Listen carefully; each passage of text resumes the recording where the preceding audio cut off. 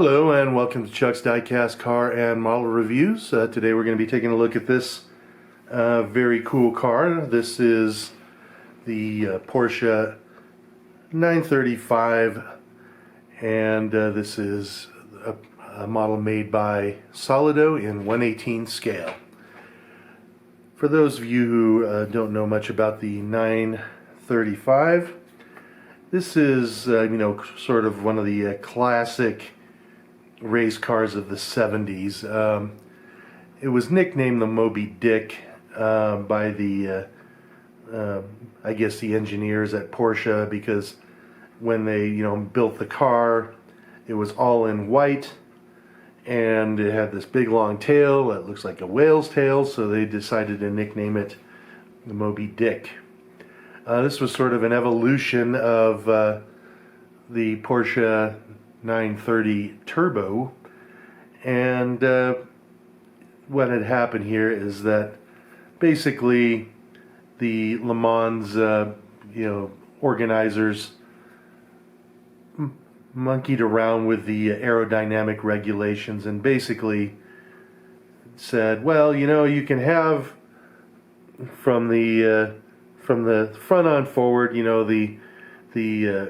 you're sort of free to do the aerodynamics there, and then the rear part as well, you're free there. So Porsche just slapped on all, they put on the slant nose, removing the headlights here in order to give it better aerodynamics, and they moved the headlights down to the front corners.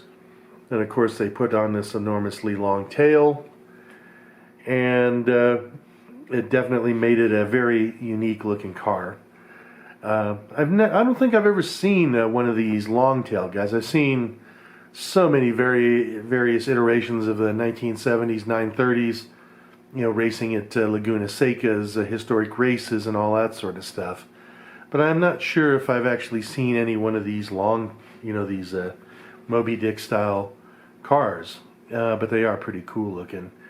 For those of you who don't know what is underneath the rear hood here, this has a 3.2 liter turbocharged engine in it. Gave about 750 horsepower, and it did have water-cooled heads, which was sort of a precursor as to what Porsche ran with the future 956 and 962s that sort of dominated Le Mans back in the 80s. And of course that's led to essentially the water-cooled development of the 911 for the road cars starting in the late 90s. It was a necessity for the race cars to have the water-cooled heads just to get more power, but the water-cooled production car engines, that was a requirement just in order for the cars to make emissions, basically. This particular car here in the Martini livery, this ran in the 1978 season, and that's why it's actually officially called a 935-78. It really didn't have a huge, amazing record or anything. It had one wing. It ran at Silverstone and won with Jackie Ickx driving, and also the co-driver was Jochen Mass.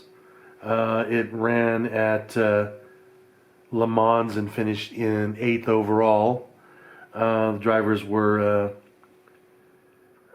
somebody named Manfred Schut, and then also Rolf Stommelen, who actually was a very good quality distance racer and did race in Formula One back in the 70s as well, but they only managed 8th place. But let's go ahead and take a look at this model here, okay? First of all, you'll see that unfortunately part of the decal here for the shell is missing, so that's kind of unfortunate, but I guess you could call that race worn or something like that. But other than that, the decals on here are sharp, It looks good. I had shown a video of the 936 Porsche earlier, and these Martini decals weren't quite as good on the 936 as it is on the 935 here.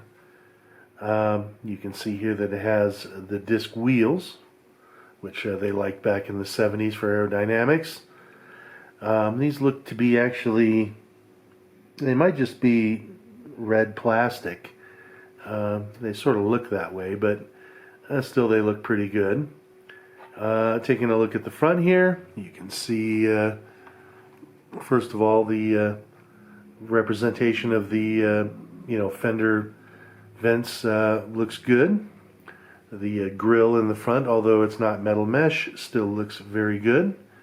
And of course the headlights also look good here as well. You can see the little CBA badging there, so that's pretty neat. So no complaints there. And you can see here also that they bothered to put the various filler caps. I'm not sure, if one is for fuel, one's for oil, or what that these various things are, but they are there. And then there's also a cutoff switch. Looks like a couple of different cutoff switches for electrical or fuel. And it looks like here's also perhaps even windshield washer. I'm not even sure what that is, but again, it's a nicely detailed here on the exterior. Kind of interesting how the mirrors are so tucked in to the side there. You would think that would kind of make it rather difficult to see anything, but they probably expected to be out front, so they figured mirrors weren't needed or something. But looking at all the other detail here, again, it's pretty nice. You can see the numbers here, and then above the numbers here, if you don't know what those are lights to illuminate the number for driving at night, in overnight races or whatever. So that's what that is for. Taking a look at the rear, you can see, of course, the old rear wing on here, which is kind of cool.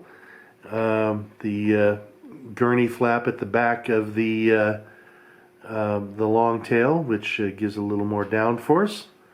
And the other neat thing here is you can also see underneath all this aerodynamics, way up there is the actual back end of a 911.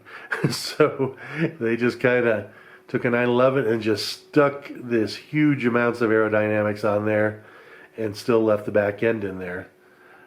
Okay, you can also see in here the roll cage and all that sort of stuff, so that's nice detail there too.